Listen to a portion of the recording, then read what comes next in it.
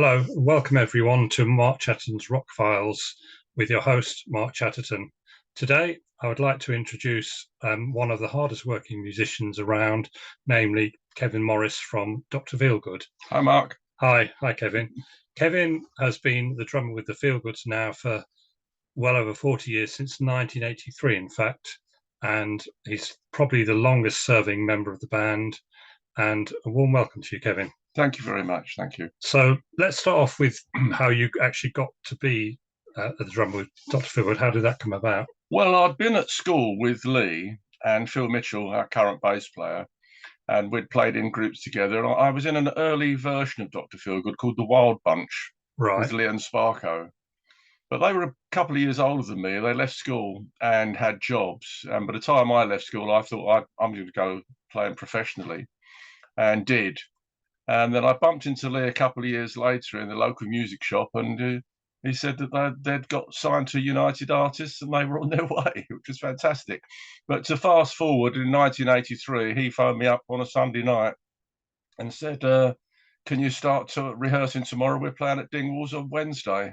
So it was in at the deep end. Right, yeah, that usually happens. So, I mean, I don't know how many gigs you've done with them, but it must be in the thousands. Absolutely Yeah, thousands. yeah. And when I first joined Yeah. the group, we did about 300 shows a year. Yeah. But nowadays we do about 120. Yeah, so it's still pretty busy. Absolutely, yeah.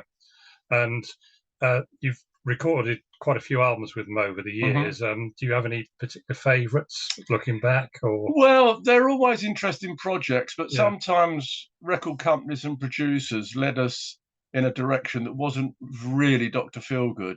They're always trying to make records that we played on the radio, maybe chart. So we've kind of gone down a few different roads, but I'm very comfortable with Doctor's Orders, which was the first one we did. I thought it was an interesting project to play classic, which was produced by Pip Williams. Which was very much out of our comfort zone, particularly for Lee. But that was an interesting project. And of course, the most recent one we've done is quite back to our normal. Yes, damn right. That's back to really how we function best. We set up in a circle in the studio. We took all the equipment out of the control room, brought it into the studio. So the engineer and the producer were in the room with us, and we just set up in a circle and played live. And it was great, really good fun. Yeah. Because we're talking about the latest album, which came out just a couple of years ago. Yeah. I understand Gordon Russell did the musical side, he did, and Robert Kane did the lyrics. Yeah. And it's all original stuff. It is. It's the first time I think we've ever done an album that's totally self-written. We've normally done covers and songs by other people, but Gordon was quite keen to do this, and he'd come up with some great riffs, which he's got together with Robert. I think they were doing it via Zoom and phones and text messaging. And then we went into a local rehearsal room and just bashed through them for a couple of days. But I didn't want them to be over-rehearsed. I wanted to keep that live feeling once we got in the studio. So we just kind of learnt them very basically, and then went in and played them. Yeah, because nowadays, when you haven't got a record deal or whatever, it must be quite hard getting a CD or an album out, and that costs a lot of money and everything. How did you find that? Well, we've got Grand Records, which is owned by Chris Fenwick, and has got all the back catalogue. So we had somewhere that we could put it. I financed it, and then we put it out on Grand, and it recouped quite quickly, which was good. Yeah. Well, that's good. So, getting back to the band, the four members now, yourself, Phil Mitchell, Robert Kane, and Gordon Russell. I think between you've done about over 100 years of service. I think so, yes. Probably feels like that. But obviously, you none of you are original members, but it's sort of like a dynasty in a way, isn't it?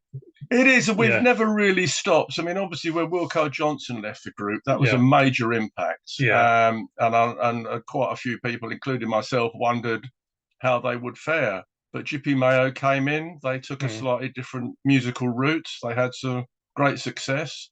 And Jippy was a fantastic guitarist. I mean, he was probably the most talented guitarist we've ever had. Yeah. I think that everyone would agree. Even Gordon would say that. But we've always just carried on. People have left. Some people have been asked to leave. Some people have left of their own accord, and we've just moved on. Yeah. The only time we stopped completely was when Lee died. Yeah, sure. And in fact, I thought at the time that we wouldn't carry on. I didn't expect that we would do anything. We kept in touch with each other, and we were busy doing. I was working on a box set for EMI, a retrospective box set, and keeping ourselves busy, playing with other people. But we missed each other's company, and there were enough people contacting the office. So we had the office on Canvey Island at the time, and we had promoters and agents and fans of the band saying that we should do something. They'd rather have something than nothing, you know. And so again, I was a bit dubious, but we looked around. We tried quite a few people. Some of them were great guitarists, some of them were great singers, but it didn't feel like a band until Pete Gage came up, and it just felt right. And we had 4 years with Pete Gage fronting the group, and then he left. He's a bit older than the rest of us, Pete, and I think he just felt that he wanted to kick back. He didn't want to be on the road so much. Yeah, sure. He's still playing. We said whenever we play in Frome, he always comes along for a cup of coffee. Yeah. So we see Pete, and but he does play. He writes and does a few things locally, but he's quite happy with that. Yeah, sure. And we'd met Robert on the road, and we were very impressed with his sort of showmanship. And we weren't sure if he'd be interested in joining the group, but I phoned him anyway, and he came down to a rehearsal, and it just sort of fell into place, you know. Yeah, because he's been with the band well over 20 years now as well. 25 years in August. Really? You know, it's incredible, and it's gone so quickly. Yeah, I mean, I'm constantly staggered by how quickly time's passing now. Yeah. I mean, I said to Phil the other day, I asked him about something, and I said, "When do you think that was?" He went, 7 or 8 years ago. I said, "Actually, it was 11 years ago." You know, just time's flying by. Yeah, and obviously, the inevitable question: you're sort of quite happy going out on the road and playing. Is there going to be a day soon, or eventually, when you're going to say, that's it, or the Feelgoods will still go on with different members? I think that as long as I'm physically capable of playing the set and enjoying it, I will. But obviously, I'll be 69 in May. Yeah. When I joined the group, I was 28. Yeah, sure. And quite a different, kind of person. And I think that it's quite a physical gig. Yeah. And if I find that I'm not comfortable with what I'm doing, then maybe we'll get another drummer in, and I'll just carry on running the show. Yeah. Because I mean, there's so many bands about that formed in the 60s, 70s, still going in one form or other. So, absolutely, yeah. I suppose as long as the audience is there, exactly. I think if people want to come along, we'll carry on. But and at the moment, we're doing very well. All the shows are sold out. We did a lovely tour last year with 9 Below Zero. Yeah, and we're repeating that this autumn, and I think 24 shows are already booked. Yeah, so as long as there's a demand, we travel all over the place. We're off to Denmark and Sweden next, and then we have Germany, then France. The summer we do festivals. September we're down to Australia, then back up to Spain. Then we do a little short run in Switzerland in November, and then we do our tour with 9 Below down to Christmas. Yeah. So that's our year planned out already. So you're as busy as ever, really. Absolutely, yes. Yeah, because I saw the band just a week or so ago at the Palace Theatre in Southend, and the energy, especially Robert moving about on the stage, it's unbelievable. 4 guys all in their 60s. Well, one of my wife's friends asked how old Robert was, and when she said he'd be 69 in December, is he 69 already? Anyway, he's either 69 in December or 70. Yeah. She was quite amazed, but he runs, he does yoga, he's vegetarian, right? Long-term vegetarian, and he leads a very healthy lifestyle. He does like a glass of red wine, but apart from that, he's very sort of fit and healthy for his age. Yeah. And when you go out on the road, is it just the 4 of you, or do you have a roadie or anything? No, like that? we have our road manager, Nick Clacy, who's been with us for a long time, and In fact, he's indispensable. You know, I mean, he does everything. He insists on doing all the driving. Right. He looks after the equipment, the merchandise. He's fantastic. Yeah, oh, that's good. Because I was going to say to you, being a drummer, it's always a tougher job than, say, a guitarist, because you've got all that equipment to carry in and everything. Yeah, I don't tend to carry it in. You don't have to do that if I can help it. Yeah. But I do like to set them up myself. Yeah, to make sure that everything's exactly in the right place. Yeah. And I also pack them up myself. I mean, people they offer to help. Yeah, sure. But I said, no, I'll do it. I can do it quickly and efficiently. Yeah. But I'll let them carry it out, you know. Yeah. Yeah, for all the drummers listening in, what sort of equipment do you have? What's your setup? I use a very basic 4-piece kit with a ride cymbal, a couple of crashes. In fact, they're all crash rides, to be honest. So, yeah, sure. But it's very basic, and it always has been. So yeah. And you've got a live album coming out very soon, called Live in Caen. Can you tell us a little bit about that? Well, we did a French tour at the back end of 2022, and the first show was in Caen. And in fact, we had a slight problem with our tour bus on the way down, but we managed to get there. And it was a great gig.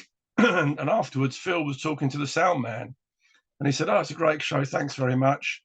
It's a shame it wasn't being recorded." And the guy said, "Well, actually, I did record it and came up with a memory stick, which we brought home and listened to it." And Phil said, "No, this sounds great." And he's just balanced it. I mean, it was a very basic job just to balance the live performance. And we were very pleased with it. And we thought it was good to get a live album out with Gordon on. Yeah, oh yeah. And we hadn't made a live record since I don't know when it was. I think 2002, something like that. Yeah. So no, it was good. It was good. I think we very possibly might do another studio album. Yeah. I know that Gordon's got a few ideas. Mm. Apart from that, we're just busy on the road. Yeah. Because obviously in the 70s with the first lineup, they went to America and not quite cracked it, would you say? Well, they suffered. I mean, CBS, some bad experiences. Well, CBS signed them to America, and the first thing they did was put them on tour supporting Kiss, which was a bad mix. And then on another occasion, they were out supporting Gentle Giant, who were a fantastic band, but totally the wrong audience. And their audience didn't appreciate what the band were doing at all. But not long before Lee died, we had been talking about doing some shows in America, because we did have a kind of cult following in various cities. And his wife was American, so he used to go there once a year for a month to visit her family. And he was quite taken by a couple of clubs that he'd been to in New Orleans. One of them was called Jimmy's. And he said, "Look, we could go out there and do some club dates." So we were planning to do that, but sadly we didn't get around to it before he died, you know. So would you like to go to America if you got offered, or we would every now and again people come through and say, "Why don't you come over?" It's a huge country, and very difficult to tour without proper backing. And it's also not a very good place to be if you're poor. You know, you wouldn't want to be traveling out there unless you were getting reasonable money, so you could afford to do it in some kind of comfort. You know. Change the subject a little bit. There are, I know of at least two Dr. Feelgood tribute bands, the Feelgood band and there's a Japanese one. I mean, there might be some others. I don't know. There are a few. There are a few dotted about the country. One in Scotland, one down in the West Country. All right. You know. What's your attitude to tribute bands? Oh, great. You know, I mean, they're playing the songs, and that's really good. You know, I'm all for it. But I mean, obviously, no, it's great. It's great because it all publicises the band. Of course, it keeps the music alive. Sure. And I know you did this side project. What was it called? Shaman Spirits. Was that like a solo album or just a? It was really. I didn't want to call it Kevin Morris, but it was just some songs that I'd written that I didn't think were particularly suitable for the band. And I wanted to work with the musicians that I co-opted. And that was great fun. That was really good. It was great to get the songs out of my head onto a CD. And I called it Shaman Spirits. So there was some plan to actually do some shows, but it was difficult because, you know, Dave Bronzy's busy, Mark Felton's in 9 Below Zero, and it was just difficult to pull everybody in. But the catalyst to that was actually a local saxophone player called Graham Turner. Right. I'd decked a show for the Big Figure. Yeah. With a Blues Brothers type band called the Brothers Grimm, a big biker festival. And in rehearsals, I just kind of felt an affinity to the saxophone player, Graham, who I didn't really know before that. I just, you know, knew him to say hello to. Yeah. But I just thought, yeah, that'd be good. We can use the saxophone as a kind of mouthpiece for the band rather than just having guitars. Yeah, you know? yeah, sure. So I wanted to open up the vocabulary with the sax, and also we had Mark from 9 Below playing harmonica, so that was nice, you know. Yeah. And was that well received with the fans? It was actually, yeah. I mean, there was some very good reviews on Amazon. I think most of them said that they were surprised that it was not at all like Dr. Feelgood, you know. Kind of that happens, doesn't it? Really? So they were surprised by the diversity of the songs, but they were just things that I'd written just for my own amusement, really. Yeah, sure. I mean, you know. Yeah. What about influences yourself? You know, which drummers have influenced you over the years, would you say? Well, my boyhood hero was Keith Moon, because I went to see The Who when I was 11, and I just thought he looked like he was having so much fun. And then he kicked the drums over at the end, and I thought, yeah, that's great. Yeah. But no, I mean, everybody had been a major influence, but I mean, particularly Elvin Jones, John Coltrane's drummer, is a big favourite of mine. Okay. He in turn influenced Mitch Mitchell, who played with Jimi Hendrix. Yeah, sure. And John Bonham. If you listen to A Love Supreme, there's a short drum solo where you can hear licks that Mitch and John Bonham both lifted, you know. Right, yeah. So I did meet Elvin Jones. I was lucky to meet him before he died, and I cuddled him. I thought, I'm not going to not cuddle Elvin Jones. Yeah, sure, yeah. But, Elvin Jones, you know, obviously I saw Buddy Rich a few times. He was a great influence. Yeah. But with the rock drummers, I suppose the ones I grew up listening to a lot would have been Ian Pace in Deep Purple. Oh, yeah. He's a good drummer. He swings. Cole Palmer, although his tempos are a bit flaky. Right. Bill Bruford from early Yes. He's a great drummer. And I really like the kind of sparseness that he played with. He didn't overplay Bill, but he always put in little bits of kind of timing that was just slightly away from what people would expect. So sure. He had his own style. Yeah, he was a great drummer as well. So you went to a gig when you were 11. So you must have been into music quite from a young age. Yeah, well, it was seeing the Who on Ready Steady Go. In fact, I saw them at the Kingsway Theatre in Hadley, not far from where we are now. Right. Yeah. On the site of what is now Morrison's supermarket. Oh, right. Yeah. And it was one of these. Tony Blackburn was the DJ. Yeah. And there were a couple of local bands. Then She Trinity, then the Roulettes with the great Russ Ballard and Bob Henrit from Argent. Yeah. And then the Who, and it was a package show. They only played for about 20 minutes. Yeah. They introduced Happy Jack as their new single, and obviously they finished up with My Generation. But it was great. I was totally mesmerised. Oh yeah, yeah. I went back to school and just sat at the back of the classroom in a daze for the rest of the week. You know. Yeah. What about nowadays? Because obviously you're busy on the road a lot of the time. Do you get to go to any gigs at all? I do. A variety of things. I like if I can going up to Ronnie Scott's and seeing favourite players. I like the intimacy of the venue. I go to things at the Cliffs Pavilion. The other year I saw Elbow there. I saw Jeff Beck. I saw the Hollies. They were great. Everyone a winner. I do go. I like going to local gigs as well. My friend Mick Crook does the Jazz Mix. So I go down to there at either the Maritime Rooms at the Cliffs Pavilion or Chalkwell Park Rooms, you know, to see some of the jazz players. You mentioned meeting your drum hero, Elvin Jones. What about any other musicians that you met?